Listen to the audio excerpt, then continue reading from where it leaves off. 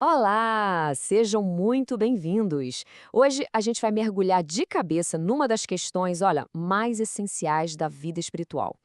Um tema que gera muita busca e, vamos combinar, bastante confusão também. Então, vamos direto ao ponto. Como é que a gente sabe de verdade que o Espírito Santo está agindo na vida de uma pessoa? Essa é uma pergunta que em algum momento todo mundo se faz, não é mesmo?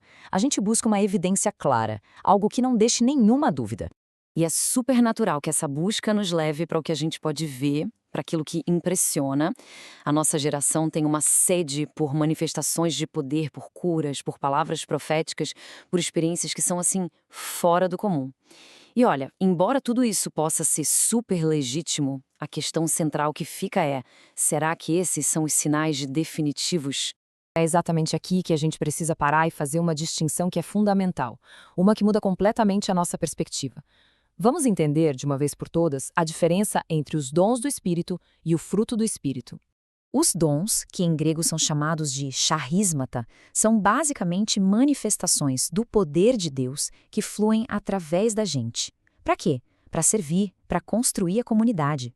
Pense neles como ferramentas, sabe, capacitações para uma função específica. Já o fruto, ou karpos, em grego, isso é algo muito, mas muito mais profundo. Não é sobre o que Deus faz através de nós, e sim sobre o que Ele faz dentro de nós. É a transformação do nosso próprio caráter para que ele se pareça cada vez mais com o caráter de Cristo. Agora, olha só que interessante essa comparação. Ela resume tudo de um jeito brilhante. Os dons são sobre o que a gente faz, o fruto é sobre quem a gente se torna.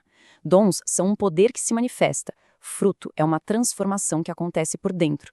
Um edifica por fora, o outro é a prova da realidade interna. Então, vamos mergulhar um pouco mais fundo no que é esse fruto. E a primeira coisa que a gente precisa notar é um detalhezinho gramatical, mas que revela uma verdade teológica, assim, gigante. O texto bíblico, em Gálatas, não fala os frutos no plural, ele diz o fruto no singular. E por que isso é tão importante? Porque não se trata de uma lista de virtudes independentes que a gente pode escolher, sabe? É um único caráter que tem várias facetas.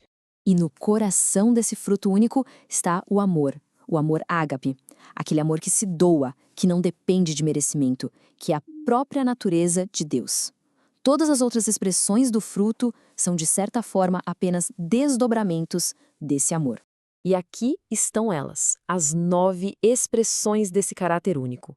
Pense nisso não como uma lista de compras de virtudes, mas como um retrato completo. Amor, alegria, paz, paciência, benignidade, bondade, fidelidade, mansidão e domínio próprio.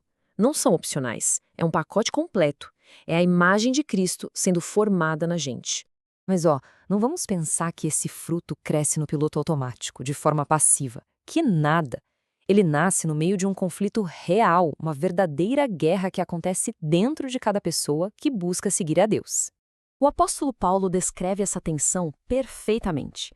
A carne, em grego, sarx, não é o nosso corpo físico, tá? É a nossa natureza caída, aquela parte nossa inclinada a viver independente de Deus. E essa natureza está em oposição direta ao espírito. É uma batalha diária para ver quem comanda o nosso coração. Então, o fruto só se manifesta à medida que a gente faz escolhas conscientes. A cada dia, a cada momento, a gente decide qual voz vai ouvir, qual natureza vai alimentar. Viver no espírito é um ato de decisão diária, de rendição e de obediência. E isso tudo nos leva de volta à nossa pergunta inicial. Se os dons podem às vezes ser enganosos, qual é, então, a prova final e irrefutável da presença do Espírito? As palavras do próprio Jesus estabelecem o critério definitivo. O teste final de autenticidade não é o poder, não é a eloquência, não são os milagres. O teste final é o caráter, é o que uma pessoa produz na sua vida diária.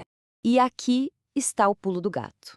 É perfeitamente possível que alguém opere em dons espirituais impressionantes e, ao mesmo tempo, tenha um coração egoísta, impaciente ou orgulhoso.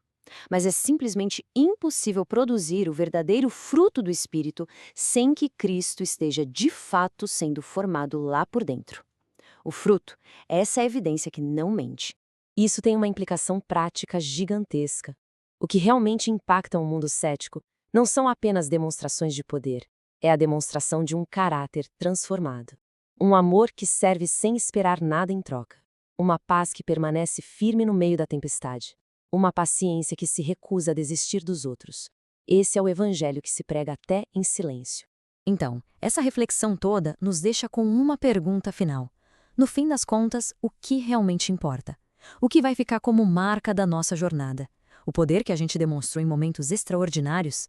Ou o caráter de Cristo que formamos em cada detalhe do ordinário? A resposta a essa pergunta, bom, ela define tudo.